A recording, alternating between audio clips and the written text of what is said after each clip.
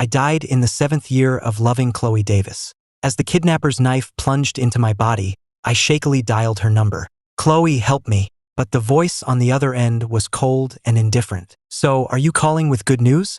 Good riddance. With that, he ruthlessly hung up. I closed my eyes against the searing pain. In the final moment of my life, I thought, if I get a next life, I will never love Chloe Davis again. When I opened my eyes again, Chloe was sitting right beside me. She leaned in, trying to get closer, but I shoved her away forcefully. Chloe stumbled back onto the bed, her face hardening as she asked, "Ethan, what the hell is wrong with you now?" I ignored her, grabbing my phone to check the date. I had been reborn to the time just after Chloe and I had gotten married. For a moment, my mind went completely blank. Before I could process anything, Chloe's phone rang. "Chloe, when are you coming to get me? Didn't you promise you'd take me to the movies?" A familiar voice drifted from the speaker. Hearing Liam Carter's voice, Chloe murmured soothingly to him as she quickly got up and dressed. "I'll be right there." I finally snapped out of it and grabbed her wrist, my voice still trembling slightly. "Chloe, give me 20 minutes. I have something very important to do." Chloe frowned, yanking her hand away. "What now? You demanded I sleep with you before I could see Liam. I did my part. Are you going back on your word?" "No." I took a deep breath and said, word by word, "Chloe, I want a divorce." Chloe froze for a second, then let out a cold laugh. "Ethan, what kind of game are you playing this time?" "I'm not playing games. This time, I'm serious about divorcing you." With that, I pulled out my phone, my fingers flying across the screen as I sent a message to my lawyer. After sending it, I turned the screen to her so she could see the cold, hard text. "Mr. Jackson, I want a divorce. Draft the papers for me immediately." Chloe stared at the message, her eyes narrowing slightly. I looked at her, the face I had loved for so many years, and seeing it now felt like a knife twisting in my heart. I had loved Chloe Davis for 20 years. Ever since kindergarten, I trailed after her like a shadow she couldn't shake. But Chloe never gave me the time of day, always walking ahead with a stone-faced expression, never sparing me so much as a glance. Too many guys at school liked her,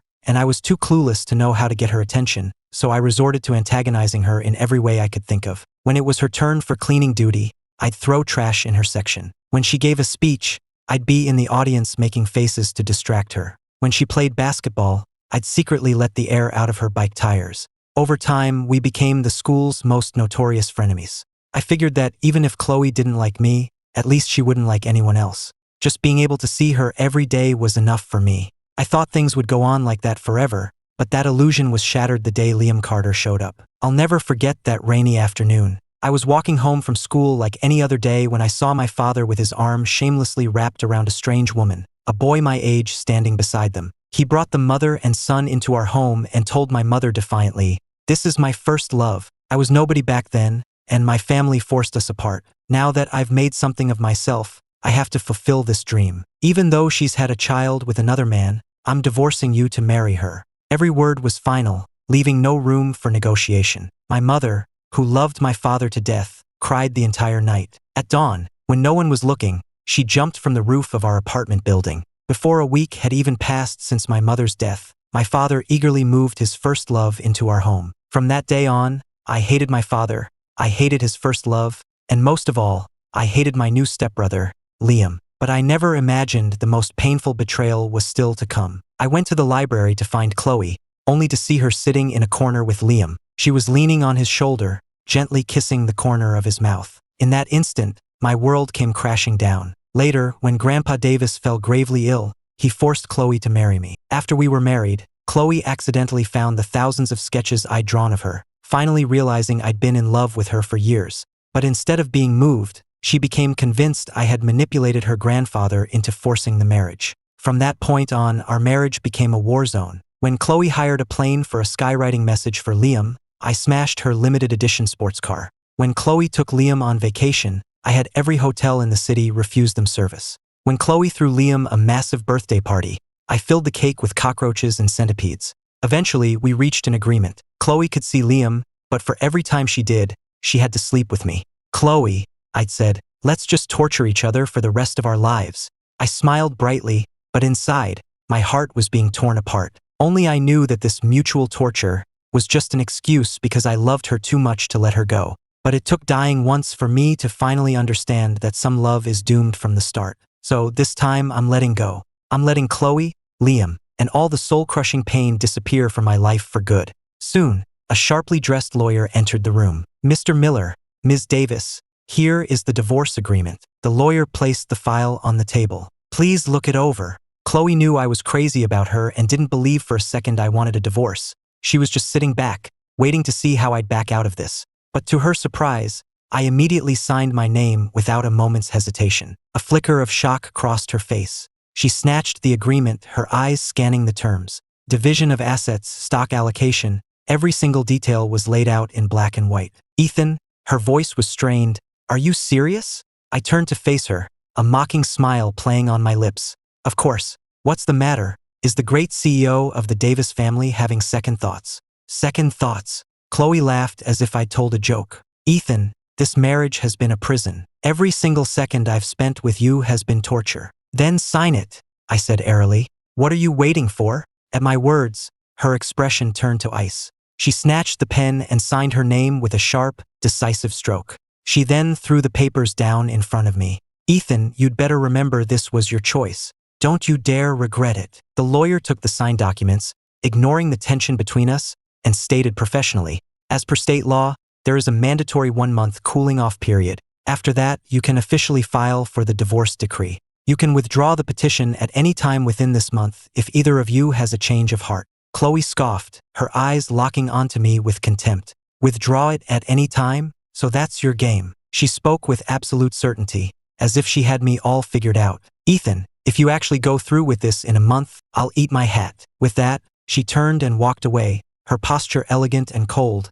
utterly convinced I would cave at the last minute. I watched her go and let out a small, quiet laugh. You're wrong, Chloe. Not only am I going through with it, but when that month is up, I'm leaving this city and disappearing from your world for good. For the next few days, I tuned everything out and stayed home, packing my things. Meanwhile, Chloe was with Liam, endlessly posting about their sweet, romantic life together all over Facebook. They strolled along the beach, shared sweet kisses under the setting sun, had romantic candlelit dinners at exclusive restaurants overlooking the city, made wishes as fireworks lit up the sky, and went shopping hand in hand, picking out perfect clothes for each other. And every post was flooded with likes and comments. Chloe and Liam on another trip? You two are always in your honeymoon phase. You guys are so cute on Facebook. I don't even need to eat. I'm full just from watching you two. I bet a certain someone sees these posts and just seethes with jealousy. Too bad for him. He'll always be the pathetic one who can never win Chloe's heart. I knew Chloe was posting all of this just to get under my skin. In my last life, it worked. Every time I saw one of her posts, I'd be consumed by jealousy and heartache, lying awake all night. But now, seeing them, I felt nothing. My heart was dead to it all. I had already chosen to let go. Soon, Chloe and I would never have to see each other again. 3 days later, the Davis family held their scheduled family dinner. Normally, I would never attend, but this time I went. When I arrived at the mansion, the entire Davis family was gathered, the main hall buzzing with activity. Chloe was introducing Liam to the elders, and the children were all gathered around, calling them Uncle Liam and Aunt Chloe, both of them smiling and playing along. I watched from a distance, a bitter smile on my face. I was supposed to be Chloe's husband, but aside from her late grandfather, no one in the Davis family ever acknowledged me as such. They all believed I had stolen Liam's rightful place, so they always treated me with cold contempt. I usually didn't bother showing up to these gatherings to be humiliated, but coming here this time, I realized that behind my back, they were already living as one big, happy family. I pushed open the doors to the hall, and as everyone turned to see me, the smiles vanished from their faces. Chloe's parents glared at me, their voices dripping with disapproval. I thought you were divorcing, Chloe. What are you doing here? Liam looked right at me with a smirk, his tone dripping with sarcasm. It's not the first time he's pulled a stunt like this. There's always a lot of drama for nothing, and then he comes crawling back to Chloe, begging her to take him back. I'm sick of his games, but he never seems to get tired of them. Hearing this, Chloe frowned at me, her voice cold. We may still be in the cooling-off period, but the papers are signed. You're not part of the Davis family anymore. You have no right to be here. Chloe's relatives shot me looks of disgust, chiming in their agreement. If the old man hadn't forced the issue, Chloe never would have married him. Liam and Chloe were so in love, a perfect couple. He ruined a beautiful match. Exactly. Chloe never liked him, and he's always playing these manipulative games. His intentions are so vile, it's disgusting. Looking at this crowd of Davis family members, all staring at me with contempt and mockery. A chill went down my spine. I clenched my fists, trying to push down the wave of emotion rising in my chest, and scanned the room coldly. You don't have to do this. I'm not here for the dinner party. I have no interest in it. I came to pay my respects to Grandpa Davis, and then I'll leave. Hearing this, they had no reason to throw me out, so they reluctantly stepped aside with cold expressions. I went to the family chapel alone. After paying my respects, I placed the family heirloom he gave me at my wedding on top of his urn. Grandpa, I said, my voice so soft it barely disturbed the air, as if I were afraid of waking him. You once told me that if I married Chloe, I'd have someone by my side for the rest of my life. A bitter smile touched my lips. But you never told me that being tormented by the person you love is more painful than being alone. Chloe doesn't love me. To her, this marriage is nothing but a punishment. In my last life, Chloe threw me away. So in this life, I've decided to let her go. Don't worry about me. I have a long life ahead of me. This time, I'm going to be okay. I sat before his memorial for a long time, speaking my heart out, when I suddenly heard the sound of dress shoes on the stone floor behind me. I turned slowly to see Liam striding toward me. I couldn't be bothered with him and started to leave, but Liam sneered and snatched the heirloom from the urn. Before I could react, he grabbed Grandpa Davis's memorial plaque and slammed it onto the floor. With a loud crack, the wooden plaque shattered. I felt my blood run cold. I lunged forward and grabbed Liam's wrist. Are you insane? Apologize to him. Liam contemptuously shook my hand off. Apologize? To who? If it wasn't for that old meddler, I would have been in your place a long time ago. Liam, my voice shook.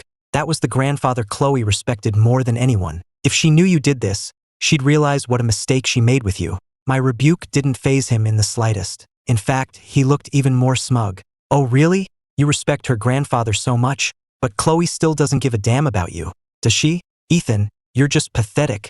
A total simp. You should go cry to her about it. Every word he spoke was like fuel on the fire of my anger. But when he started insulting my mother, I couldn't take it anymore and threw a punch right at his face. The smile froze on Liam's face. He never thought I'd actually hit him. Humiliated like never before, his face went pale with rage, and he lunged at me like a wild animal, grabbing my collar as we started to brawl. But he was spoiled and soft, no match for me at all. Every time he tried to throw a punch, I slammed him back onto the ground. Furious and humiliated, Liam grabbed Grandpa Davis's urn and smashed it over my head. For a moment, the pain in my head was so intense I couldn't see. I collapsed to the floor as the ashes scattered around me, a desperate, agonized sound escaping my lips. The noise was so loud it quickly drew everyone from the main hall. When they saw the chaos, the shattered plaque and the spilled ashes, the color drained from their faces. Chloe's face was dark enough to curdle milk, her eyes as cold as ice. Ethan, what have you done now? This is a chapel. Is this how you pay respect to Grandpa? I was in too much pain to speak, but Liam, playing the victim, immediately started his story. Chloe, I saw the heirloom Ethan had and just wanted to take a look, but he just punched me. I tried to defend myself, and he started throwing Grandpa's urn and plaque at me.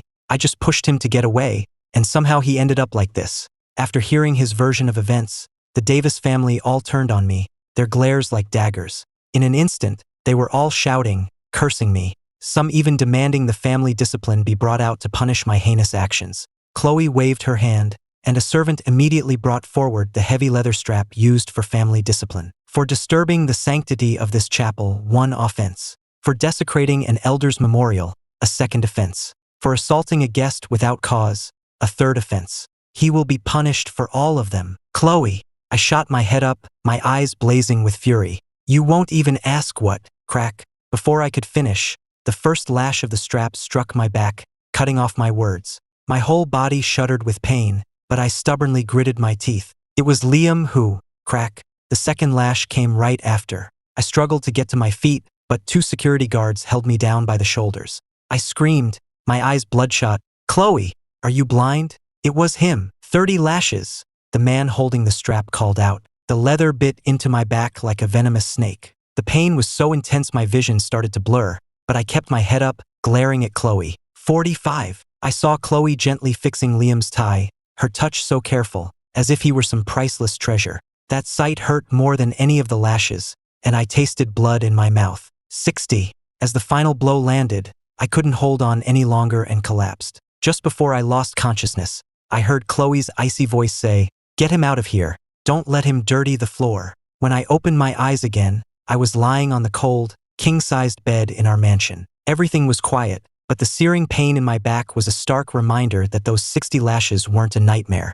They were a punishment, delivered by Chloe herself. I tried to smile, but when I moved to sit up, the movement tore at the wounds. I sucked in a sharp breath, my eyes stinging. This was the woman I had loved for 20 years. I forced myself out of bed and shakily started to bandage my own back. I bit down hard on my lip as the antiseptic and gauze made contact with the raw wounds.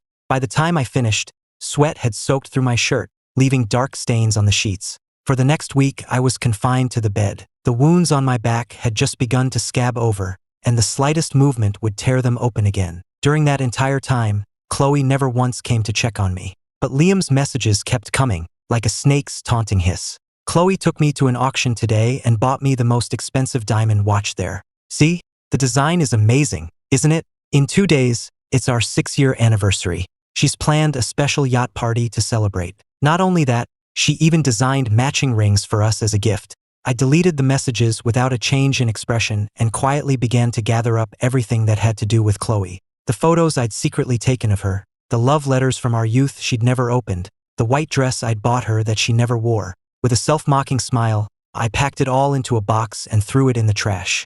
Just then, the bedroom door swung open. Chloe walked in, just in time to see what I was throwing away. A cold look flashed in her eyes. Still playing these games, Ethan? You even timed it for when I got home. You really put a lot of thought into this, didn't you? I didn't look up, just kept tossing things. You'll find out if it's an act in 15 days. You've got it marked down, have you? She sneered.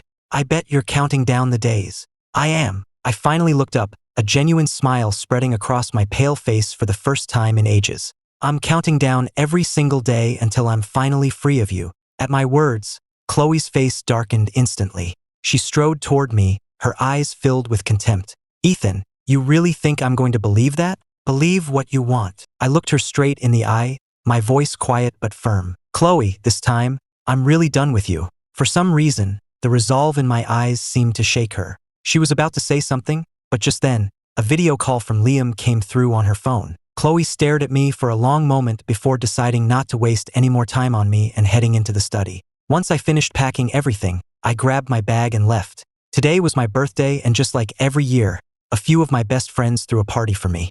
Laughing and joking around with them, I started to forget all my recent troubles and found myself genuinely smiling. But the good mood didn't last. Just as we were about to cut the cake, the door to our private suite was thrown open. Chloe walked in, followed by Liam and a group of her girlfriends. One of her friends looked around the room with a mocking expression. Oh, is this a birthday party? So sorry, but we're taking over this room now. Could you all please get out? Faced with these intruders, I paused with my champagne glass halfway to my lips, my knuckles turning white. Seeing the undisguised malice on their faces, I knew they were here to cause trouble, determined to ruin my birthday. My friends knew it too, but they stood their ground to protect me. Let's get something straight. We booked this room first. If anyone's leaving, it's you. Seeing us talk back, the women laughed and slapped a contract down on the table. Take a good look. Chloe just bought this entire building. She can kick out whoever she wants. So if you know what's good for you, you'll leave on your own before you get thrown out like garbage.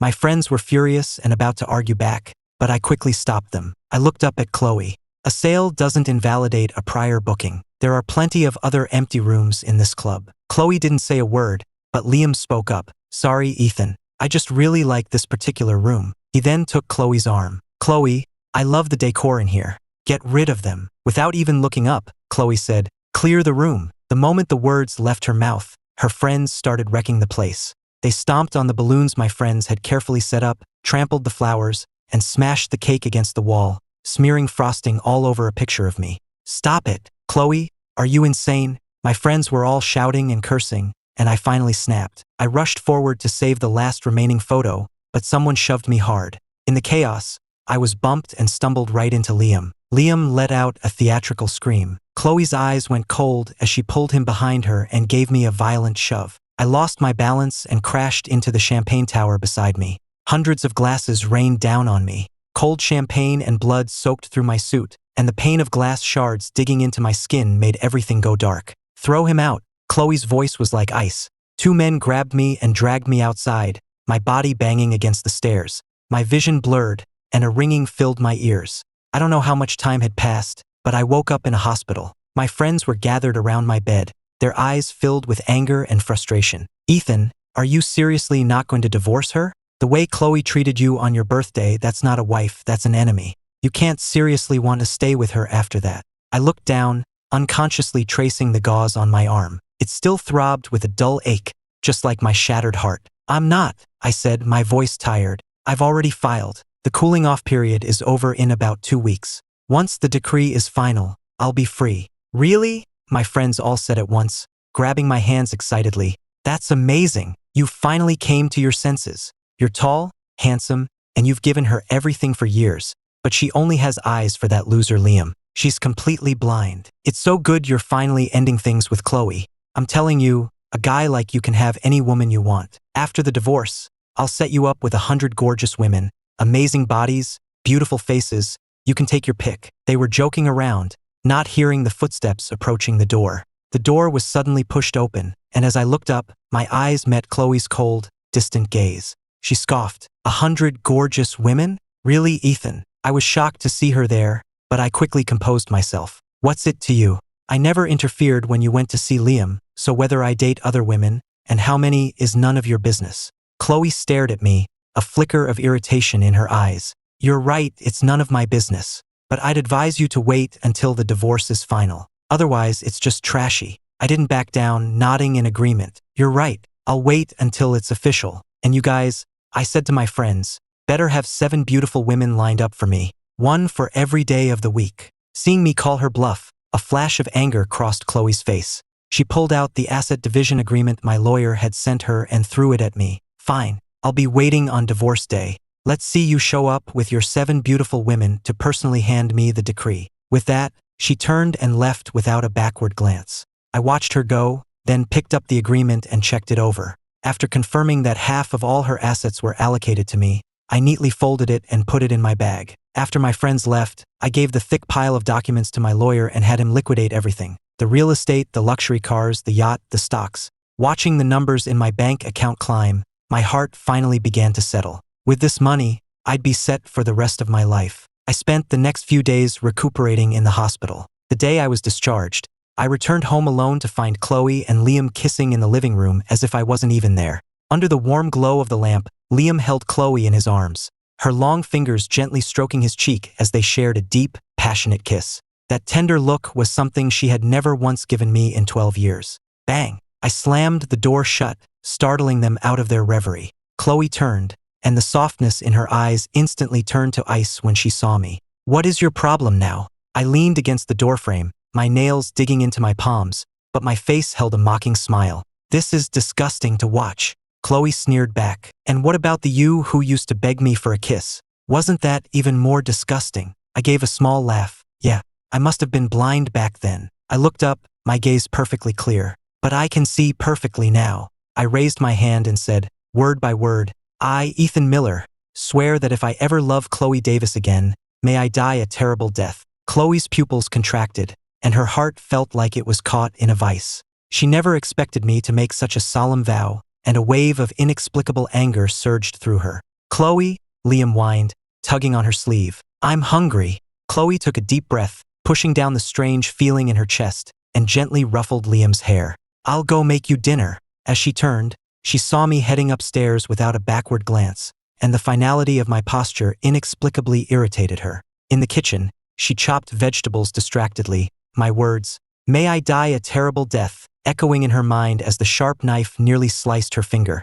I didn't leave the house for the next several days. The day before the cooling-off period ended, my old high school class happened to be organizing a reunion. Figuring it might be the last chance I'd get, I decided to go. The moment I pushed open the door to the private room, I was hit by a wave of familiar laughter and chatter. Ethan, our old class president, spotted me first, standing up with a surprised smile. You finally made it. I smiled and nodded, and as soon as I took an empty seat, my old classmates crowded around. Ethan, I heard you married Chloe Davis. Is that for real? Weren't you two like oil and water back in high school? Yeah, you two were always at each other's throats. How did you suddenly end up married? It has to be a rumor, right? I unconsciously ran my finger along the rim of my glass, the cool sensation grounding me. I forced a calm smile. We did get married, but we're getting divorced now. My words fell like a stone into a quiet pond, and the entire room went silent. My classmates exchanged awkward glances, the smiles frozen on their faces. Someone cleared their throat, another pretended to be intensely interested in their drink. The air grew thick with tension. After a long moment, someone sighed. What a shame. They were the only couple from our class that actually got together. Another couldn't help but ask, why the sudden divorce? You were so into Chloe, weren't you? Maybe other people didn't see it, but I did. The only reason you were always fighting with her was to get her to notice you. Who says no one else saw it? I totally saw it. Me too. I was stunned. I never realized that my feelings, which I thought I'd hidden so well for so many years, had been so obvious to so many people. How could you guys tell? The question opened a floodgate of memories, and suddenly everyone was talking at once. Wasn't it obvious? Sophomore year, those guys who were jealous that Chloe was prom queen and valedictorian started spreading nasty rumors about her. When you heard, you went and punched every single one of them. You were terrifying. And that's not even the half of it. When your mom died, you were a complete mess. But the second you heard Chloe was in a car accident and needed blood, you ran to the hospital and donated so much you passed out. And remember on our senior trip, when Chloe dropped her camera in the lake, it had all her files for that big academic competition on it. You jumped into that freezing water without a second thought. It was the middle of winter. You ended up in the hospital with a fever for 2 weeks after that. Who would do that if they weren't completely in love? Hearing these long-buried memories being dredged up, my chest felt tight. All those feelings from my youth that I had tried so hard to forget were now flashing before my eyes like a movie reel. I gripped my glass, my knuckles white. My throat felt tight, like I couldn't get a single word out. "Excuse me," I said, getting up abruptly. "I need to use the restroom." I splashed some water on my face and headed back. As I reached for the door, I saw Chloe standing there, watching me with a complex expression. "Those things they were just saying," she asked, her voice low and resonant. "Was all of that true?" My heart seized, as if an invisible hand were crushing it. I forced a cold smile to my lips. "And what if it was? Does it matter? The person you love is Liam, isn't it?" Chloe's brow furrowed almost imperceptibly. I didn't wait for an answer, just brushed past her. I'd seen my old friends, and now that she was here, I had no desire to stay. After saying a quick goodbye to everyone, I left alone. But just as I stepped out of the hotel, Chloe's car pulled up right in front of me. The window rolled down, revealing her elegant profile. "Get in," she said, her voice devoid of emotion. "I need to talk to you." I silently opened the back door and got in. The car was filled with a faint, clean fragrance, a scent I had once been obsessed with. But now, smelling it again, I felt nothing at all. We were in the same car, but it felt like there was an invisible wall between us. For a long time, neither of us spoke. It wasn't until we reached our familiar gated community that Chloe finally broke the silence. "This divorce," she began, her long fingers tightening on the steering wheel. "How long are you going to drag this out?" For the first time, I heard a note of anxiety in her voice. I was taken aback for a second, then I scoffed. "What am I dragging out? Chloe, are you deaf? I'll say it again. I'm serious about." A shrill ringtone cut me off. Chloe answered the phone, and Liam's panicked, tearful voice filled the car. "Chloe, I'm at the Eclipse Lounge, room 1201. You have to come help me." The color drained from Chloe's face. She yanked the steering wheel, the tires screeching as she floored the accelerator. The car skidded to a stop in front of the lounge, and Chloe practically flew out of the door. I followed her up to the 12th floor, only to find a room elaborately decorated for a romantic confession. Rose petals covered the floor, and candles flickered everywhere.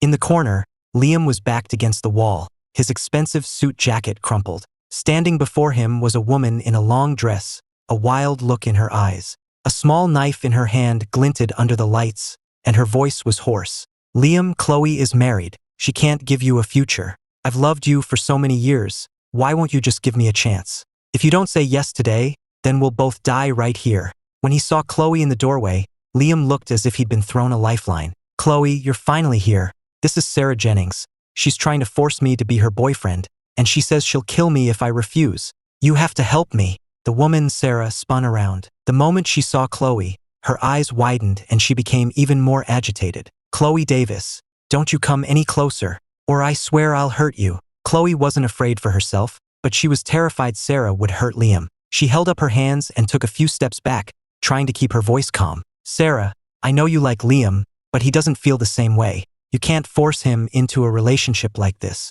You'll never be happy." Hearing this, Sarah's eyes reddened, and her hand trembled as she pointed the knife past Chloe, toward me. Easy for you to say. You don't love Ethan, but you married him, didn't you? If you can stand being with him for the rest of your life, why can't Liam be with me? Chloe's expression hardened, her voice turning cold. It's because I know exactly what it's like to be married to someone you don't love that I'm telling you this. When it's the wrong person, every single second of marriage is a cage that you can never escape. Since you care about Liam, are you really going to force him into a miserable, loveless life just like mine? I stood in the shadows, my fingernails digging into my palms. I always knew she saw our marriage as a prison, but hearing her say out loud that every second with me was torture still felt like someone was carving a piece out of my heart. But her words had no effect on Sarah. Seeing that Liam still wouldn't give in, Sarah's eyes grew wild, her patience completely gone. I don't want to hear it. All I know is I want Liam. Liam, if you won't be with me, then we'll just die together.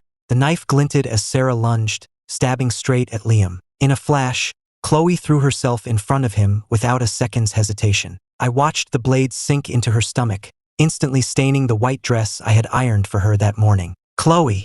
Liam let out a blood-curdling scream. Chloe's face went pale, sweat beading on her forehead, but she kept a death grip on Sarah's wrist, her knuckles white with effort. Only when the police burst in and subdued Sarah did she finally collapse to her knees, still protectively shielding Liam behind her. Liam clutched her, sobbing. Chloe, don't die. Your divorce is final tomorrow. We can finally be together for real. Please, just hold on. Chloe managed a weak, sarcastic smile as she looked over at me. It's not happening. Ethan won't go through with it. This has all just been an act. She looked back at Liam. I love you. If I had another life, I would choose you. I wouldn't give in to my grandfather. I just stood there, watching them, biting my lips so hard I could taste blood. An act? An act? After everything, she still thought this was all an act. Chloe, you couldn't be more wrong. The light above the operating room finally went off at 3 in the morning. The doctor emerged, pulling off his mask. The wound wasn't too deep, and you got her here quickly, he said wearily. She'll make a full recovery with a month of rest. I stood at the end of the hall and watched Liam rush into her room. As I turned to leave, I heard Chloe's weak but tender voice call out his name. Liam. Back at the mansion, I stayed up all night. My suitcase lay open on the floor as I neatly packed away my belongings, one by one. At dawn, I took my packed bags to the county courthouse. Congratulations, you're free, the clerk said, handing me the divorce decree. I ran my thumb over the document. 12 years of obsession were finally over. I slipped the wedding ring from my finger and placed it in a small gift box along with the decree. The indentation on my finger was still visible, a faint mark, just like the one Chloe had left on my life. It was deep, but I knew that with time, it too would fade. In her hospital room, Chloe was propped up against the pillows, reading through some files. When I walked in, she didn't even look up, her expression one of smug certainty. What are you doing up so early? Did you go straight to the courthouse to withdraw the petition? She turned a page, her voice calm. Ethan, I'm telling you, my patience is wearing thin. Remember this. This is the last time I'm putting up with your games. I didn't say a word, just held the box out to her, my expression unreadable. You'll know if I'm playing games or not when you open this. Chloe finally looked up. She assumed it was a peace offering, but the moment her fingers touched the velvet box, an inexplicable shiver went through her. My gaze was too calm, so calm it was unnerving, like she was looking at a stranger. She looked deep into my eyes but couldn't find any of the old affection or warmth. A notification sound chimed as her phone screen lit up with Liam's face. I made your favorite soup. I'm on my way, wait for me. A small smile touched her lips, and the strange feeling from a moment ago vanished. If you're done with your little scene, you can go. I'm not interested in your gift. She tossed the box onto the nightstand with a thud. Liam will be here any minute, and he doesn't want to see you. I stood there, watching the sunlight filter through the blinds, casting a pattern of light and shadow across her face. The features that had once captivated me, that had filled my dreams, now stirred nothing in my heart. 12 years of devotion finally came to an end. Goodbye, Chloe. Take care of yourself. That was all I said. I left the hospital alone, took my last bag, and went straight to the airport. Before boarding the flight, I blocked Chloe on every social media platform. In this life, I would never love Chloe Davis again. From now on, our paths would never cross. Chloe spent 2 weeks recovering in the hospital. Liam was there every single day, rain or shine, tenderly taking care of her every need. But for some reason, she couldn't shake a feeling of emptiness, as if a piece of her was missing. After that day, I truly never appeared before her again. At first, Chloe didn't seem to care, but as the days passed, she grew restless. She found herself staring at the door to her room, as if waiting for someone to walk in. But the person she was waiting for never came. "Chloe, have some soup," Liam said. "I had my family's cook make it specially for you. It's good for your recovery." Liam scooped up a spoonful, blew on it gently until it was the right temperature, and brought it to her lips. She opened her mouth mechanically, her eyes still drifting toward the door. "Chloe, what are you looking at?" Liam asked, noticing her distraction. His smile faltered. "Or should I say, who are you waiting for?" They both knew exactly who he meant. "No one," Chloe said automatically, pulling her gaze away from the door, her voice flat, but Liam could see right through her. "Chloe, are you waiting for Ethan to visit?" Chloe frowned, instinctively defensive. "You're imagining things. Why would I be waiting for him? Really? I just think it's strange." Liam lowered his eyes, his voice soft but laced with poison. "Ethan knows you were hurt, but he hasn't visited once. He hasn't even called." Hearing this, Chloe's fingers tightened on the blanket. He was right. Why hadn't I? In the past, I would have been hovering over her if she so much as coughed. But now, she'd almost been killed, and all I did was drop off a box and disappear. Could it be that I really didn't care anymore? The thought made her inexplicably agitated. Seeing her expression, Liam quickly tried to comfort her. "Chloe, don't be upset. Ethan is probably just busy." Chloe scoffed. "Busy? Busy with what?" "Well, maybe." A calculating look flashed in Liam's eyes as he pretended to hesitate. "Maybe he's already found someone new. After all, didn't he say something about finding 7 beautiful women?" "Enough!" Chloe cut him off, her face dangerously dark. Liam was taken aback by her reaction. "I'm sorry, Chloe. I didn't mean anything by it. I just don't want to see you get hurt by him." Chloe took a deep breath, pushing down her irritation and forcing a smile. "It's my fault. It's fine. Let's not talk about him." But she couldn't stop seeing the look in my eyes as I walked away. So calm, so distant, as if we had never meant anything to each other. The day she was discharged from the hospital, Chloe seemed to be in a hurry. She rushed back to the mansion and pushed open the door. The house was dark and silent, with no sign of life. She frowned and called out instinctively, "Ethan!" There was no answer. She turned on the lights and saw that a thin layer of dust had settled on everything. It looked like I hadn't been home in a long time. Chloe walked into the living room, her eyes falling on a velvet box on the coffee table. It was the gift I had left for her. When she was being discharged, her assistant had asked if she wanted the box brought back with her things. She had been about to say no, but at the last second, she'd told the assistant to pack it. Now, as if compelled by some unseen force, she reached out and picked up the box. My words echoed in her mind. "You'll know if I'm playing games or not when you open this." The box was surprisingly light. She opened it slowly. Inside was a wedding ring and a divorce decree. Chloe's pupils contracted, her heart clenching painfully. What was this? She snatched up the decree. It was stamped with the official seal of the county court, dated the very day she had been injured. Chloe stared at the document, her fingers trembling uncontrollably. So Ethan hadn't been acting? He wasn't just playing games?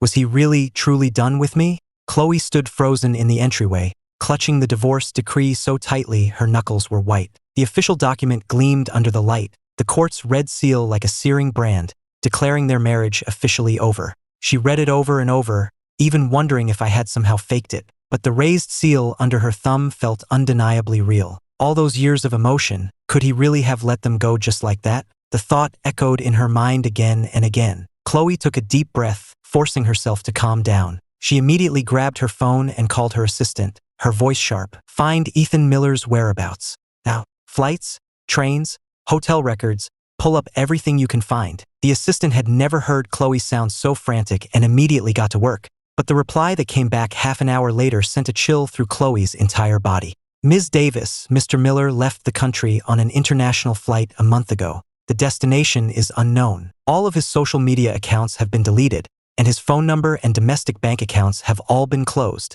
Hearing this, Chloe's hand tightened around her phone, her knuckles turning white. She couldn't believe it. She hung up and ran upstairs. She threw open the bedroom door to find the room completely empty. The bed was perfectly made, without a single crease in the sheets. The closet was bare. All of my clothes were gone. My toiletries were gone from the bathroom counter.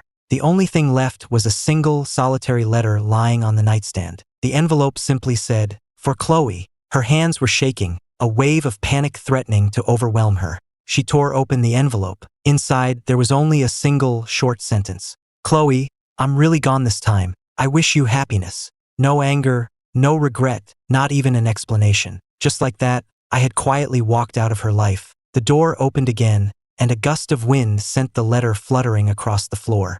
Chloe. It was Liam. Liam calmly surveyed the room. He'd already realized downstairs that I was truly gone for good. He was ecstatic, his voice filled with excitement as he put his arm around Chloe. Chloe, this room gets the best light. We should make this our bedroom. He took her hand, a handsome smile on his face, his words barely concealing his impatience. He had been waiting for this day for a very long time. Chloe snapped back to reality. Seeing Liam's triumphant expression, she just gave a distracted her eyes drifting to the armchair by the window. That used to be my favorite spot. I loved to curl up there and read. In the afternoons, with the sheer curtains drawn, the soft sunlight would catch the tips of my hair, outlining them in gold. But now the chair was empty. Liam didn't notice her distraction. Taking her grunt as a yes, he had his bags moved in that same afternoon. He enthusiastically directed the staff to replace the curtains and furniture. The armchair was the first thing to go. He even had them replace the dinnerware I had so carefully chosen with a set that he preferred. This dinnerware is so dated. It doesn't suit you at all, he sneered, tossing the bone china plates I had collected into the trash. Watching them shatter, Chloe felt an unexpected pang in her chest. She remembered me holding up one of those plates, my eyes soft, saying, Chloe, look at this pattern. Doesn't it look like the ivy that grew on the back wall of our high school? And what had she said back then? That's stupid. And now, she didn't even have the chance to call me stupid anymore. Late that night, Chloe sat alone in the study, nursing a glass of whiskey. The alcohol burned her throat but did nothing to quell the strange restlessness in her heart. The mansion was full of life again now that Liam had moved in, but she still felt like something was missing. For so long, she had thought she hated me, hated my persistence, hated my very existence. But now that I was truly gone, she found herself actually missing me. She missed the black coffee I left on her desk every morning, always at the perfect temperature. She missed the blanket I would quietly drape over her shoulders when she was working late. She even missed the stubborn look in my eyes when we fought. The realization left a heavy feeling in her chest. And Liam? He was thoughtful and charming, but after he moved in, Chloe started to feel like his attentiveness was a carefully crafted performance. Every move a calculated play. Like right now, she stood at the window, watching him smiling as he directed the gardeners below, having them plant the expensive cedar trees he liked. At his feet lay the uprooted remains of the dogwood saplings I had planted, now trampled into the dirt. As if sensing her gaze, Liam looked up at her, his smile as handsome and perfect as ever, like it had been precisely calculated. She suddenly realized she might never have truly known him at all. The next day, while tidying the study, Chloe accidentally knocked over a stack of files. An old, worn notebook slid out from between them. She was confused. She didn't remember ever owning a notebook like this. Chloe bent down, picked it up, and opened it to the first page. Chloe skipped breakfast again today. I secretly slipped a sandwich into her desk. I hope she doesn't find out it was me. Chloe's breath caught in her throat. Was this Ethan's journal? Why hadn't he taken it with him? With trembling fingers, she kept reading. Chloe sprained her ankle in dance class. I secretly put some pain cream in her locker, but she caught me. She asked me with a straight face if it was some kind of prank. So I just said, yeah, I hope you end up with a limp. God, my heart was breaking for her. Mom's gone. Dad brought that woman and Liam into our house. I hid in my room and cried, and all I could think was, Chloe, can you please just give me a hug? Our first wedding anniversary. Chloe went to see Liam again. I threw the cake in the trash, but in the middle of the night, I fished it out and ate the whole thing myself. It tasted terrible. Page after page, Chloe's vision began to blur. The raw, sincere emotion in every word was overwhelming. It turned out that all this time, I had loved her so humbly, so stubbornly, in ways she never saw, and she had taken that love and crushed it under her heel. Chloe slammed the journal shut, grabbed her car keys and ran out the door. She had to get to the airport, check every flight. She would search the entire world if she had to, but she was going to find me. But as she reached her car, she stopped dead in her tracks.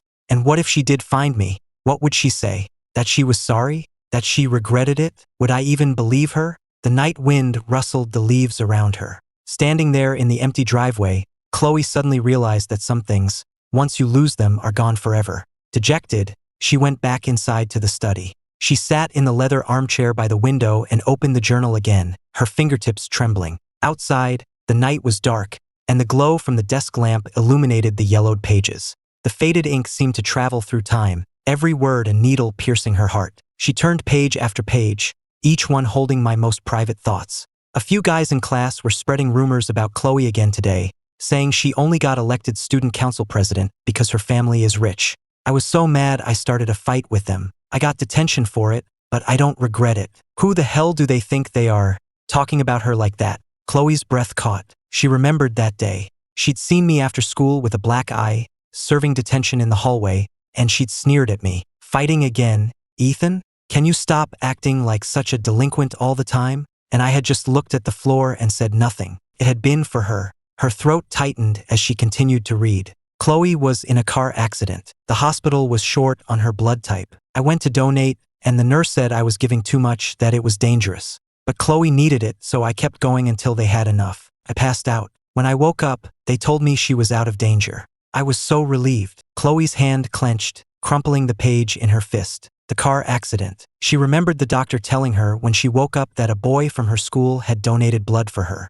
But when she'd asked who, the doctor had just said it was a classmate who wanted to remain anonymous. It was me. I had nearly passed out for her, and I never even got a thank you. Her chest felt like it was being crushed, the pain so intense she could barely breathe. As she read on, the handwriting grew more and more frantic, as if my emotions were spiraling out of control as I wrote. Today is Christmas Eve, which is also Chloe's birthday. I secretly made her a lantern shaped like a rabbit. Took me a whole month, and my fingers are covered in splinters. But in the end, I couldn't bring myself to give it to her. She hates me so much, she'd probably just throw it away. Chloe slammed the journal shut, closing her eyes. The rabbit lantern. She remembered seeing it in a dusty box in the storage room. She had assumed it was an old toy one of the housekeeper's kids had left behind and had told them to throw it out. And now she knew. She knew whose work it had been. Chloe stood up and walked slowly to the window. Outside, the city lights glittered like a sea of stars, but her vision was blurring with tears.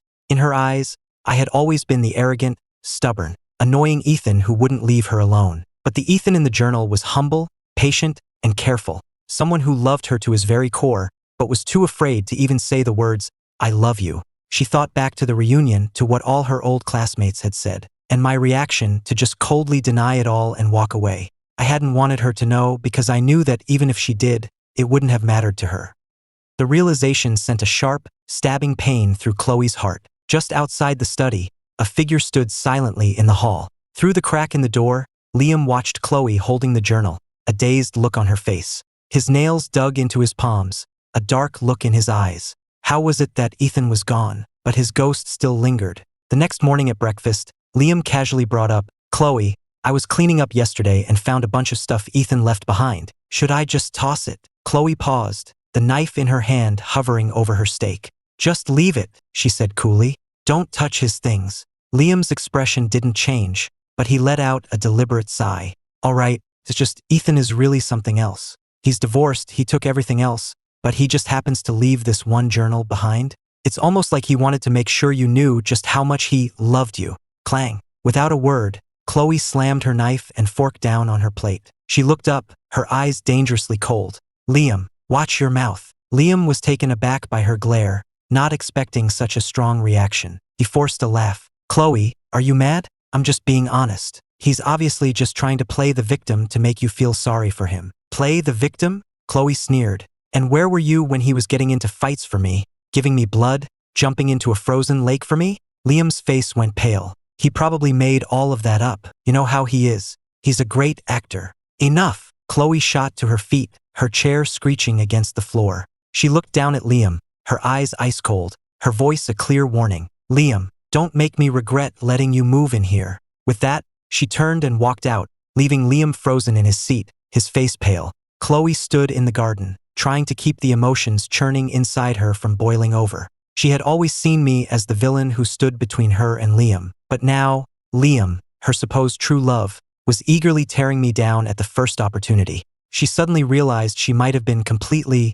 utterly wrong about everything. Chloe's gaze drifted to the horizon. "Ethan, where are you?" After that breakfast, a seed of doubt had been planted in Chloe's mind. Liam's malicious words about me had made her doubt him for the first time. The stories from the reunion echoed in her head, making Liam's dismissive comments sound even more jarring. What right did he have to say I was faking it? Chloe stood at her office window, unconsciously tracing the rim of her coffee mug, her expression unreadable. After a long moment, she picked up her phone and dialed her assistant. "Run a background check on Liam Carter," she said, her voice like ice.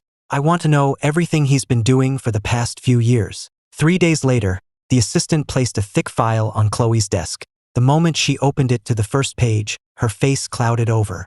Her suspicions had been right. Liam was far worse than she had ever imagined. The report detailed years of his affairs with wealthy socialites, and even included evidence of him using her family's influence to sabotage business rivals behind her back. But the most shocking part was the pattern the file revealed. Every time things between me and her had gotten worse, it was right after Liam had intervened. In high school, we were just typical frenemies, but after Liam transferred to our school, I had suddenly become much more hostile toward her. In college, after her car accident, I had secretly donated blood for her. But the first thing Liam had told her when she woke up was, "Ethan doesn't care about you at all. He hasn't even come to see you." And after they were married, our fights had gotten worse and worse. Looking back now, she realized almost every single argument had been sparked by some offhand comment from Liam or one of his friends. Chloe's fingers clenched the report, her knuckles white. She was suddenly struck by an unbearable thought. Liam had been playing her for a fool for 10 years. If she was still in disbelief about Liam's actions, what happened next turned that disbelief into pure disgust. Her friend, Emily Vance, came to her with a troubled look on her face and handed her a flash drive. "Chloe, I ran into Liam at a bar the other night. I think you need to hear this." The recording started with the loud noise of a crowd, then quieted down. A moment later, a familiar voice began to speak.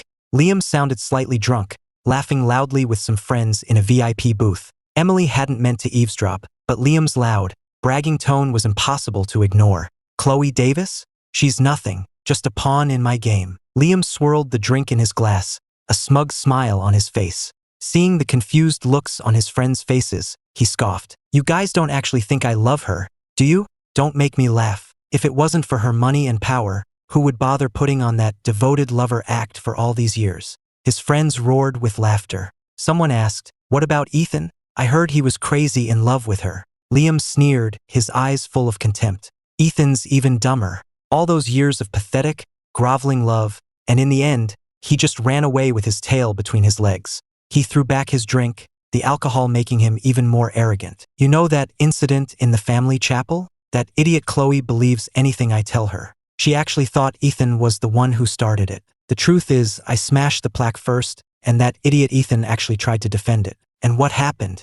Chloe herself gave him 60 lashes for it." Emily's face fell. She secretly recorded the rest of their conversation, then immediately left and called Chloe. After listening to the recording, Chloe felt like she'd been punched in the gut. Her mind went blank, and then came a tidal wave of pure rage. Her fingers dug into her phone, her knuckles white, her eyes burning with fury. "Liam Carter," she said, her voice a low growl, each word forced through gritted teeth. So that was the truth of what had happened in the chapel. The 60 lashes I had endured were all because of Liam, and what enraged her most of all was that she had been his accomplice. Chloe remembered that day, remembered me collapsing in a pool of my own blood, remembered me trying to explain through the pain. My eyes read, Liam started it, but she had been so sure I was lying, trying to frame Liam, that she hadn't even given me a chance to speak. She had destroyed my love for her with her own 2 hands.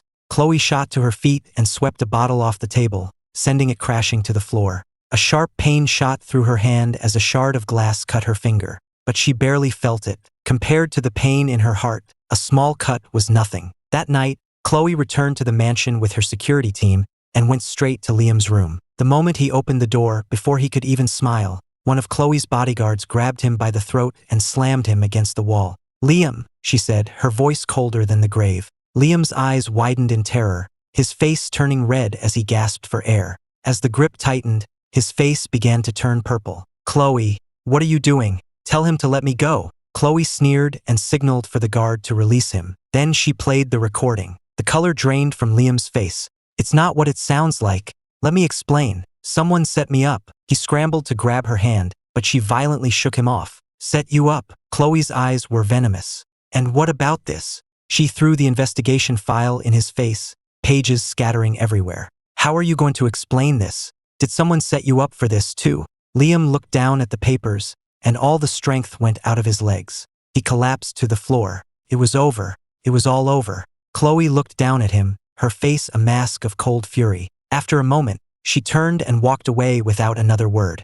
Liam was left trembling with fear and shock. The door slammed shut with a deafening bang. He flinched, tears streaming down his face, but his eyes were filled with a chilling, new hatred. Meanwhile, it was early morning in New York. Sunlight streamed through the windows of my apartment. I sat on the sofa by the window, holding a hot cup of coffee, a small puff of steam rising from the mug.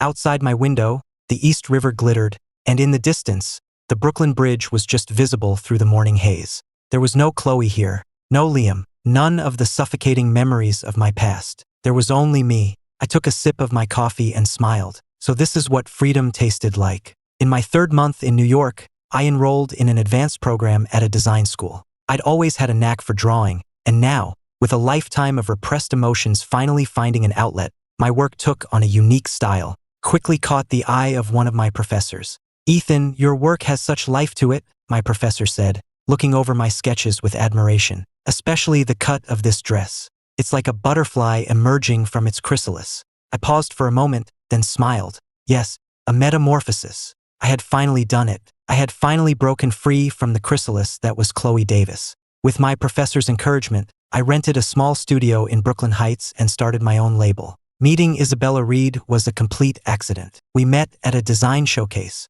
She was an American whose family had built a high-end textile empire, and she was a well-known designer in her own right. She stopped at my booth that day and stood there for a long time before pointing to a deep red gown. "This dress?" she asked. "What was the inspiration?" I looked at the dress. It was one of the first pieces I had designed after arriving in New York. I'd been having sleepless nights, nearly drowning in the pain of my past. But I had channeled that pain into my work, and this dress was the result. It was the color of blood, but at the hem, I had embroidered golden butterflies, their wings poised for flight. "Metamorphosis," I said quietly.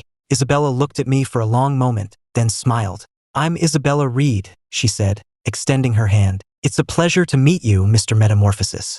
After that, she became a regular at my studio. Sometimes she would bring me rare fabrics, other times she would just sit quietly and watch me sketch. She never asked about my past or overstepped any boundaries. She just slowly melted my defenses with her quiet, gentle presence.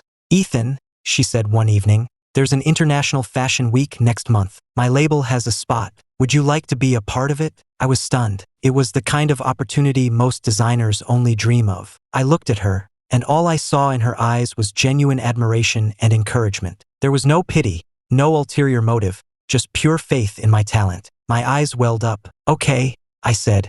I threw myself into preparing for Fashion Week. The day before it started, I was on 5th Avenue looking for accessories when I ran into a familiar face. "Ethan?" he exclaimed, his eyes wide. I was taken aback for a second before I recognized him. "Leo? Oh my God, it really is you," Leo Thompson said, clapping me on the shoulder excitedly. "What are you doing in New York? You look." He looked me up and down, his eyes wide with surprise. I was a completely different person from the gloomy, quiet boy he remembered from high school. I was wearing a simple white shirt and jeans, and my face had a healthy glow. But the biggest change was in my eyes. The old pain and insecurity were gone, replaced by a calm confidence. "You look so different," Leo murmured. I smiled. "Yeah, I finally learned how to love myself." Leo's eyes welled up. "That's really great to hear." I patted him on the back. The sun was warm on our shoulders, and I felt a sense of peace.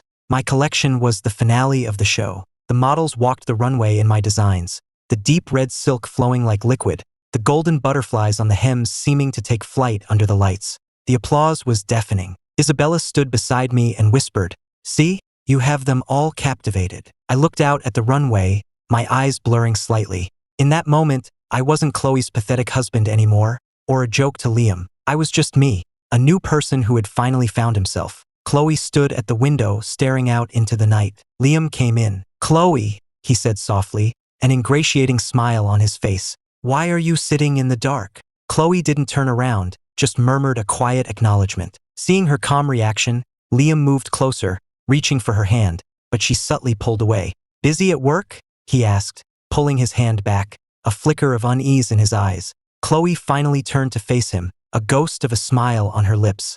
"A little." She reached up and gently stroked his cheek, her voice soft and cool. "What's wrong? Did you miss me?" Liam was stunned for a moment, then a look of pure joy spread across his face. She hadn't been this warm to him since their fight. He knew it. He knew Chloe couldn't stay mad at him forever. "Of course I missed you," he said, pulling her into an embrace, his voice sweet. "You've been ignoring me.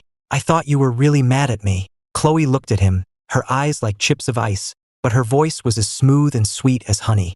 "How could I be?" she murmured with a low laugh. "I was just preparing a special gift for you." Liam smiled, wrapping his arms around her waist.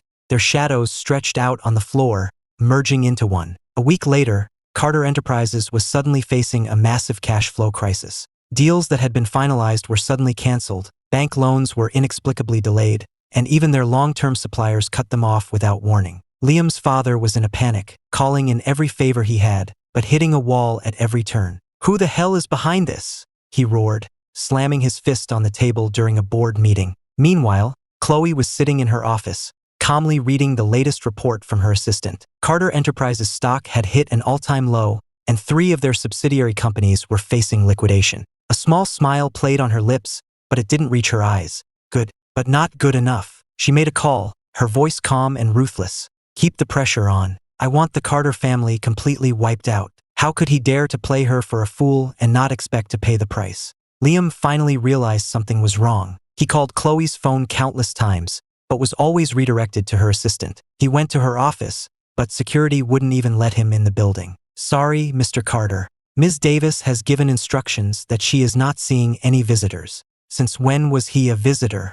Liam panicked. He finally understood that Chloe's sudden warmth had just been a ploy to make him let his guard down. He frantically scrolled through his contacts, trying to find anyone who could help him. But the same friends who had once fawned over him were now avoiding him like the plague. "Liam, it's not that I don't want to help, but Ms. Davis has made her position very clear. No one is going to cross her. Mr. Carter, there's really nothing I can do. You're on your own." In desperation, Liam went straight to Chloe's mansion and knelt on her doorstep, crying, "Chloe, I know I was wrong. Please spare my family. I'm begging you." The gates slowly swung open. Chloe stood at the top of the steps, looking down at him. "Chloe!" Liam scrambled forward and grabbed the hem of her pants, his face a mess of tears and dirt. "I really know I was wrong. I'll never lie to you again. Please, forgive me." Chloe slowly crouched down and tilted his chin up, forcing him to meet her gaze. "Liam," she asked softly, "do you know what my biggest regret is?" Liam shook his head, trembling. Chloe smiled, a smile that sent a chill down his spine. "My biggest regret is not seeing you for the snake you are much, much sooner." She let go of him and stood up, her voice like ice. "You made me lose the only person who ever truly loved me, and for that, I'm going to make you pay." Liam sat there, stunned, his face ashen. "You can't do this. Chloe, I love you. I really do." Chloe turned and walked away, her final words hanging in the air. "And that's a shame, because your love is worthless." A month later, Carter Enterprises officially declared bankruptcy. Liam's father was arrested for corporate fraud. Liam sold off all his luxury goods, but it wasn't nearly enough to cover the massive debts. He stood in front of his family's once magnificent mansion, watching as the bank put foreclosure notices on the doors, and finally fell to his knees in despair. Chloe stood at her window, a glass of whiskey in her hand. The amber liquid swirled in the glass. Outside, the city lights glittered and the traffic flowed endlessly, but inside her world, all the color had drained away. The Carter family was ruined. Liam was disgraced, drowning in debt, a social pariah. She should have felt satisfied. So why did she feel even emptier than before? She threw back the rest of her drink, the harsh liquor burning her throat, but doing nothing to warm the chill that had settled deep in her heart. In the boardroom of the Davis Corporation, the executives exchanged worried glances. At the head of the table, Chloe's hair was a mess, her eyes were bloodshot, and she tossed the file in her hand onto the table. "You're bringing this trivial nonsense to me?" she sneered, her voice hoarse. "What exactly do I pay you all for?" The boardroom was silent. No one dared to speak. It was the 3rd time this month Chloe had flown into a rage during a meeting. "Ever since I left, she had become a different person. She was drinking heavily, her temper was explosive, and she was neglecting her work. The company's stock was plummeting, and the shareholders were furious, but no one dared to confront her directly. Her assistant cautiously handed her a file. "Ms. Davis, these are the quarterly reports. They need your signature." Without even looking at them, Chloe grabbed a pen, scribbled her signature, and said, "Get out." The assistant fled as if she'd been granted a pardon. Alone in her office, Chloe opened a drawer and pulled out a photograph. It was our wedding picture. In the photo, I was wearing a white tuxedo, my smile bright and full of hope. She was stone-faced, as if the marriage was the greatest shame of her life. Looking at it now, she realized she was the one who had been the fool. Late one night, drunk, Chloe called the private investigator she had hired. "Did you find him?" she slurred, her voice raspy.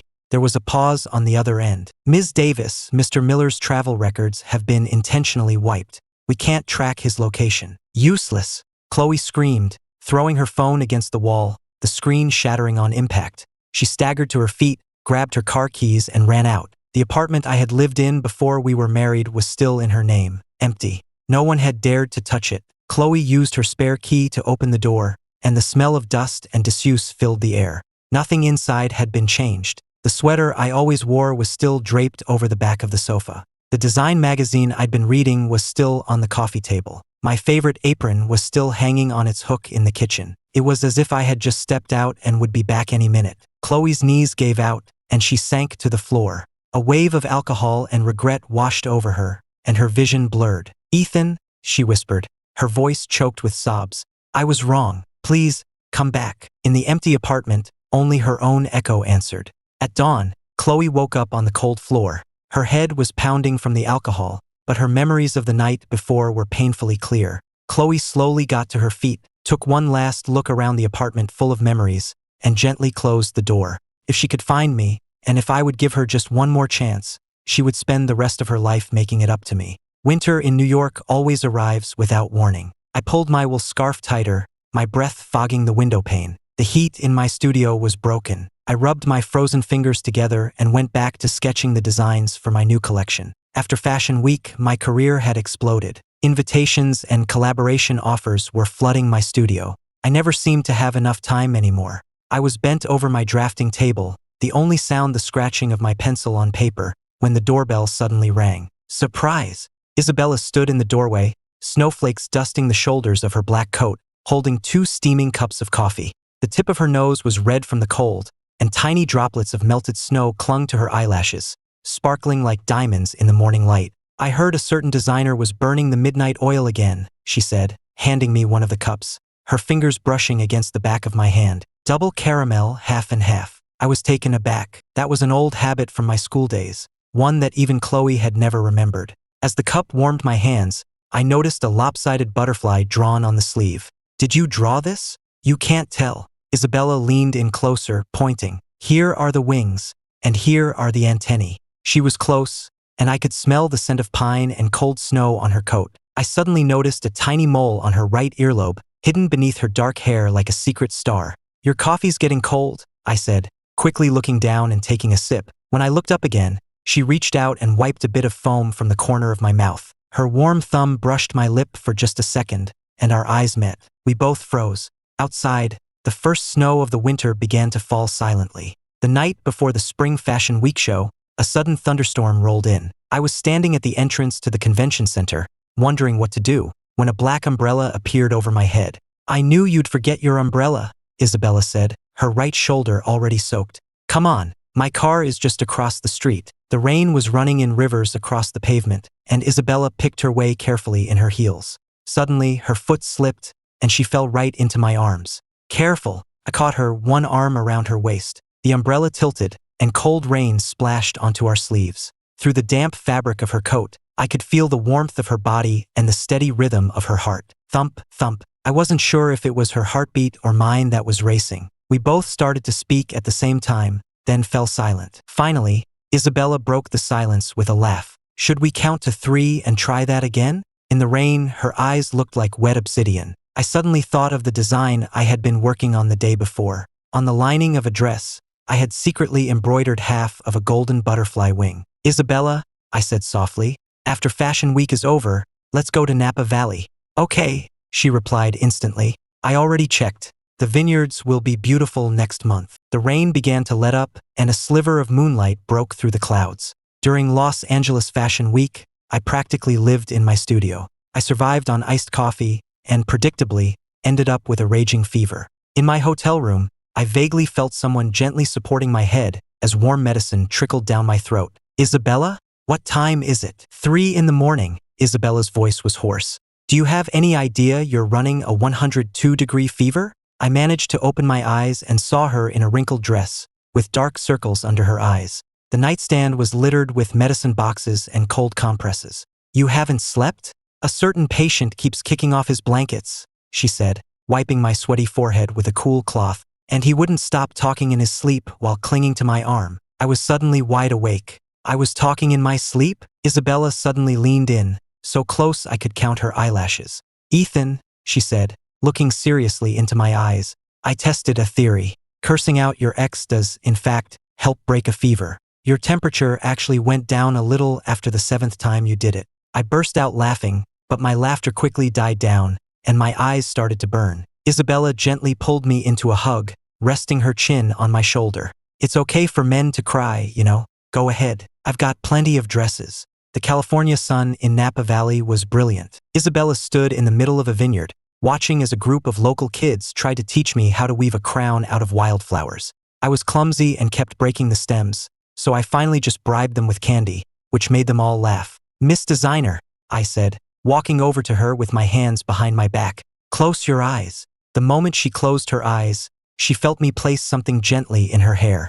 Okay, you can open them. I held up my phone so she could see the crooked wildflower crown I tucked behind her ear. It's hideous, she laughed, reaching up to take it off, but I caught her wrist. Wait, I pulled a small box from my pocket and opened it to reveal a delicate bracelet. The inside of the clasp was engraved with a single word, Rebirth. Isabella held out her wrist for me to put it on her. In the distance, we could hear the children laughing as the rows of grapevines swayed in the breeze. I stood at the window of my studio, holding a gold-embossed invitation. Aura, one of the top jewelry brands in the country, was inviting me to be the artistic director for their new collection. Isabella came in holding 2 cups of coffee. Seeing me staring into space, she asked softly, "Still thinking about it?" I snapped out of it, my fingers tracing the edge of the invitation. I never thought I'd go back. Isabella handed me a coffee, the warmth of the cup spreading through my hands. Are you afraid of seeing her? I was quiet for a moment, then I smiled. No, I said, shaking my head.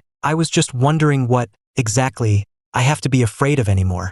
Outside, the wind caught a leaf and sent it spinning onto the windowsill. When I looked up again, my eyes were clear and determined. I couldn't hide forever. When the plane landed in my old city, I felt a moment of disorientation. 3 years had passed. The airport looked the same, but I was a completely different person. Mr. Miller, an assistant from the company, greeted me warmly. Welcome back. The director wanted me to take you to your hotel to get settled in. We can discuss the details of the collaboration tomorrow. I smiled and nodded, following him to the car. The city flashed by outside the window, familiar storefronts and buildings blurring past. This place had once held all of my love and all of my pain, but now it felt like a closed book, its pages holding no power over me. When Chloe heard I was back in the country, she was in the middle of a meeting. Her assistant rushed in and whispered something in her ear. Her pupils contracted, and the pen in her hand clattered onto the documents in front of her, leaving a small spatter of ink. Are you sure it was him? She asked, her voice raspy.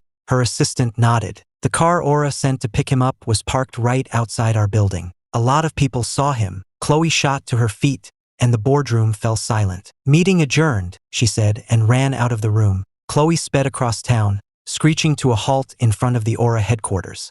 Just as she got out of her car, she saw a familiar figure walking out of the revolving doors. It was me. I was wearing a simple, elegant white suit that made me look tall and confident. I looked calm, self-assured, and completely out of her reach.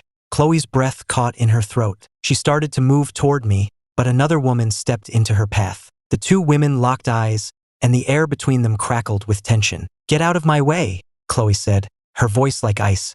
Isabella didn't move. He doesn't want to see you. Chloe's fists clenched, her eyes turning red. And who the hell are you to stop me? Isabella sneered back. And who are you? The woman who broke him? What right do you have to even be near him? The words were like a knife twisting in Chloe's heart. Her fists clenched so tight her knuckles cracked, but she had no response. From across the street, I seemed to sense the commotion and turned to look in their direction. Chloe's breath caught in her throat. I was looking at her, but a second later, my gaze shifted away, as if she were just another stranger on the street. I got into the waiting car, and it pulled away from the curb. Chloe stood frozen, a chill spreading through her.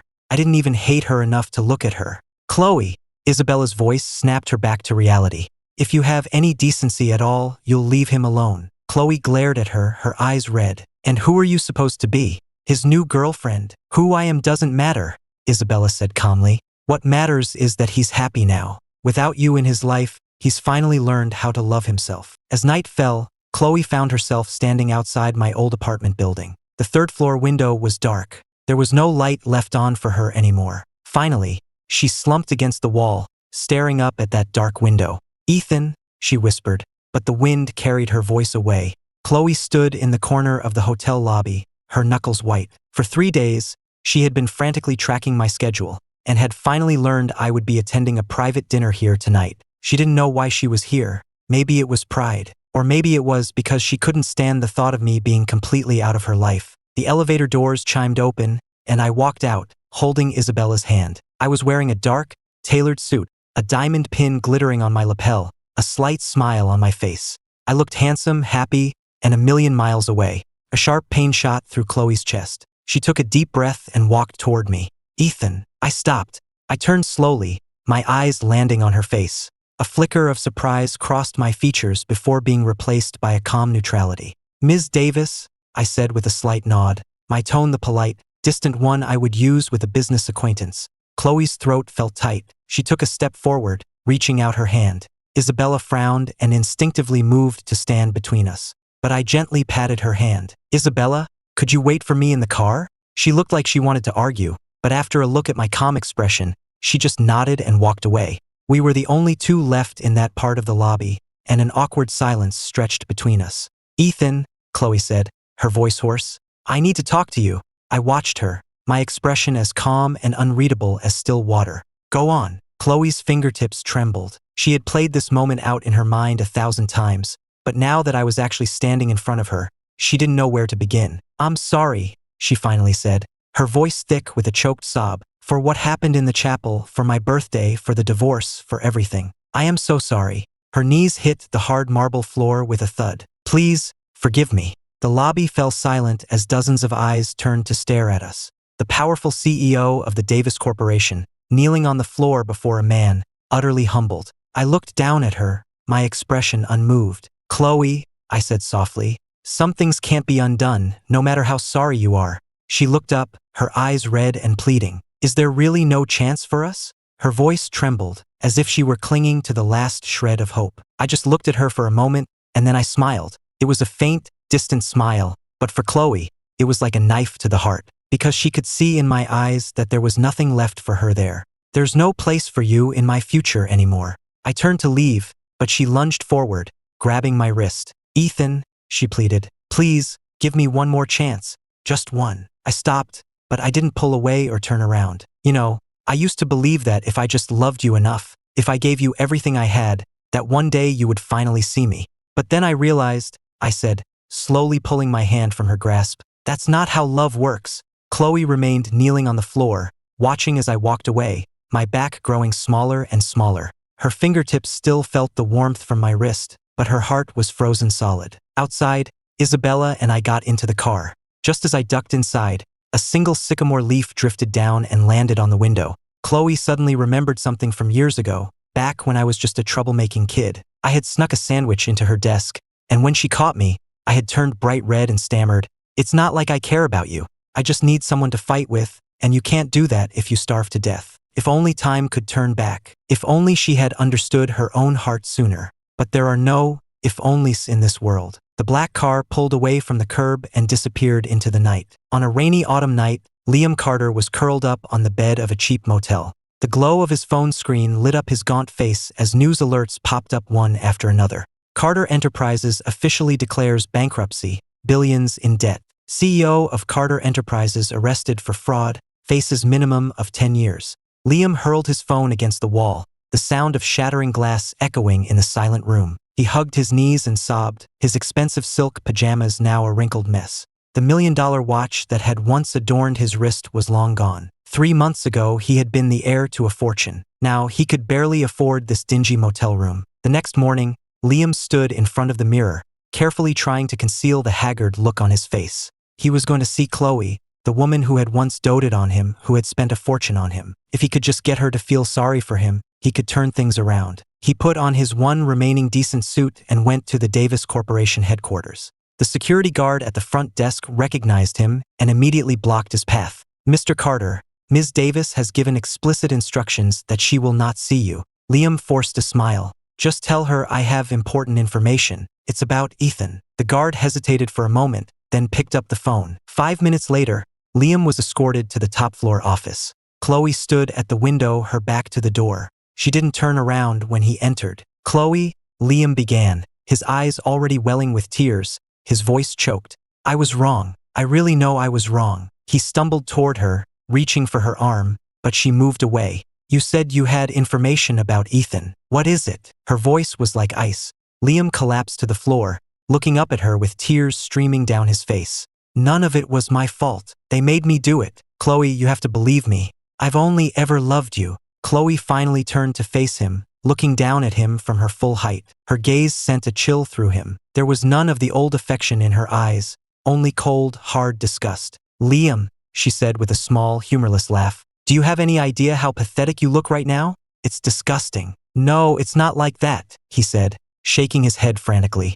"It's Ethan. He must have been spreading lies about me." "Chloe, don't you remember what we had?" "Shut up." Chloe's hand shot out, grabbing his chin in a painful grip. "Don't you dare say his name." She pulled a stack of photos from her desk drawer and threw them in his face. The photos scattered across the floor, all of them showing him in compromising positions with various other women, dated over a span of several years.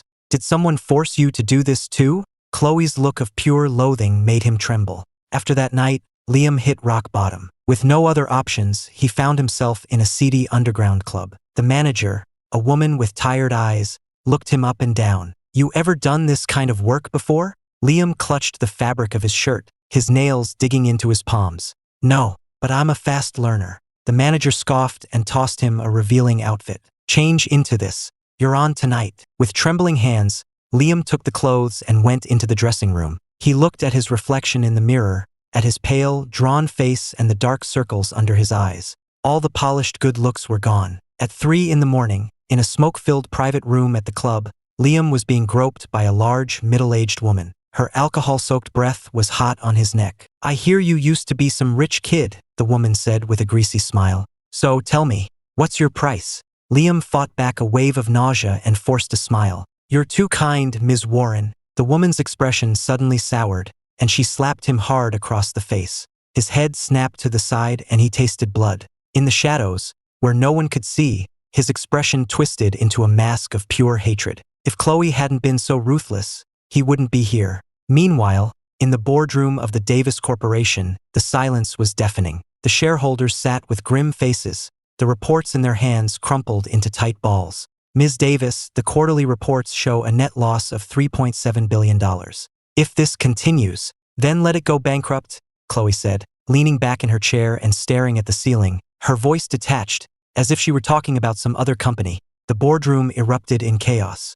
"Are you insane? This was your grandfather's life's work. Chloe, are you really going to destroy this entire company over a man?" Chloe slowly rose to her feet. Her expensive dress hung on her frame, and she looked like a shadow of her former self. Without a word, she turned and walked out of the room. Behind her, she heard a cup shatter against the floor and the sound of angry shouting, but it was all just noise to her. Her world had already gone silent. Late that night, Chloe drove alone to the river. With the windows down, the cold wind whipped through her hair. On the passenger seat beside her was a manila envelope filled with clippings of all my recent work. From New York Fashion Week to the Aura jewelry launch, she had collected every single one. With a trembling finger, she traced my face in the photos. In every single one, I was smiling, happy. I was doing just fine without her. Chloe pulled out her phone and opened my Instagram page. The most recent post was from 3 days ago. "The new collection, Rebirth, is launching soon. Thank you to everyone who has supported me." The photo was of me and Isabella, standing by the East River, our hands intertwined. Chloe's vision blurred. She slowly pressed down on the accelerator, the needle on the speedometer climbing higher and higher. The moonlight glittered on the surface of the river, like the beading on her wedding dress. "Ethan," she whispered, letting go of the steering wheel. "If there's a next life." The car shot forward like an arrow, crashing through the guardrail and plunging into the icy river below. We interrupt this program with breaking news. Early this morning, a black sedan went into the Hudson River. Recovery efforts are currently underway. The vehicle is registered to Chloe Davis, CEO of the Davis Corporation. In a basement apartment across town, Liam stared at the news on his phone and let out a wild, crazed laugh. She's dead. She's really dead. He laughed so hard that tears streamed down his face, smearing his heavy makeup. On the table lay a knife he had never had the chance to use. He hadn't gotten to kill her himself, but it didn't matter. She was in hell now, and that was enough. Liam grabbed a bottle and took a long swallow, then choked and started coughing violently. Detective Miller stared at the autopsy report, his brow furrowed. The cut on the brake line is clean. It was severed intentionally, the medical examiner said, pointing to a photo. This wasn't an accident. It was murder. Security footage quickly identified a suspect. 3 days before the crash, Liam had been seen in the parking garage of Chloe's building. He was wearing a baseball cap and carrying a tool bag, and he had spent a long time loitering near her car. When the police burst into the dingy basement apartment, Liam was laughing maniacally at the financial news on TV. The screen was reporting on the final liquidation of the Davis Corporation's assets. "You're just in time," he said, waving a pair of scissors wildly. "Look, I'm cutting up Ethan's wedding photos." The bed was covered in magazine clippings of me, each one stabbed and slashed to pieces. In the courtroom, Liam stood in an orange jumpsuit, traces of brake fluid still visible under his fingernails. "I was going to kill her myself," he said with a small, chilling smile. "It's a shame she died so soon." When the judge read the verdict, the courtroom gallery was empty. The relatives who had once flocked to the Davis family, the society friends who had once surrounded Liam, were all gone. The gavel fell, and Liam suddenly lunged at the railing. "Where's Ethan? Tell him to come here and laugh at me." The only answer was the cold click of handcuffs. The refrigerators in the city morgue hummed. A clerk called the Davis family estate for the third time. Finally, a distant cousin answered. "Do whatever you want with the body. As far as this family is concerned, she doesn't exist." The notification was forwarded to my address in New York, but Isabella returned it, unopened. On the final day, in a light drizzle, an intern at the funeral home pushed a gurney down a long, sterile hallway. A pale wrist was visible from beneath the white sheet. "It's a shame," the intern said to the crematorium operator. "I heard she used to be someone really important." The operator pushed a button. "Doesn't matter who you are. In the end, everyone turns to ash." At a natural burial ground in the hills outside the city, a worker mixed her ashes with wildflower seeds and scattered them to the wind. 3 months later, it was New York Fashion Week. My new collection, Phoenix, was the finale of the show. The models wore gowns the color of fire, and at the hem of each, a phoenix embroidered in gold thread looked ready to take flight. At the end of the show, the entire audience gave a standing ovation. Backstage, Isabella pinned a brooch to my lapel. It was one half of a golden butterfly's wing. "I have the other half," she whispered. "Together, they make a whole." The sycamore trees along the East River were sprouting new green leaves. Sunlight filtered through the branches, dappling the pavement with light. I was standing on the terrace of my studio, holding a cup of tea and looking out at the glittering river. I heard familiar footsteps behind me, and a soft cashmere shawl was draped over my shoulders. "What are you thinking about?" Isabella asked, coming to stand beside me, her voice as gentle as a spring breeze. "I was just thinking about the first time we met," I said. "You asked me about the inspiration for that red dress." Isabella raised an eyebrow. "Metamorphosis." "Yeah," I said, looking out at the distant shape of the Brooklyn Bridge. "Looking back, I think maybe even then you already knew." Before I could finish my thought, Isabella pulled out a small velvet box. A diamond ring glittered in her palm. "Ethan," she said, her voice a little thick, "I'm not very good with words, but I want to spend the rest of my life showing you that every second of your future deserves to be filled with love." The diamond on the ring caught the light, sending out brilliant flashes. I realized then that true happiness isn't about grand gestures. It's about finding the right person and a love that's true. I held out my hand as a tear fell onto the diamond. Yes, we were married in Brooklyn Heights. It wasn't a big, extravagant affair, just our closest friends and family. I wore a suit I had designed myself, with golden butterflies embroidered on the lapels that seemed to flutter in the sunlight. Isabella stood under a sycamore tree, a single green leaf resting on her shoulder. When it was time to exchange rings, her hand was shaking so badly she almost dropped mine. The guests laughed good-naturedly, but I just pulled her into my arms and kissed her. "Don't be nervous," I whispered with a wink. We have the rest of our lives for you to get used to this. A single sycamore leaf drifted down on the breeze and landed right on our marriage certificate, like a seal of approval from fate itself. One night, working late in my studio, I fell asleep at my drafting table. I woke up to find a blanket draped over my shoulders. Isabella was sitting across from me, reading over a contract. She heard me stir and looked up, her eyes smiling at me from behind her glasses. "You're awake? Let's go home." I rubbed my eyes, then suddenly grabbed a pencil and began to sketch furiously. A moment later, a design for a new dress was on the page, with half of a golden butterfly artfully embroidered at the collar. "Your birthday present," I said, smiling as I pushed the sketch toward her. "The other half will be on the suit I'm wearing at the show tomorrow." Isabella just looked at me for a long moment, then came around the table and wrapped her arms around me. "Mr. Designer," she said, looking up at me, "are you trying to announce to all of New York that I'm yours?" Outside, the faint sound of music drifted up from a boat on the river. The happiness I felt in that moment was enough to wash away all the pain of my past.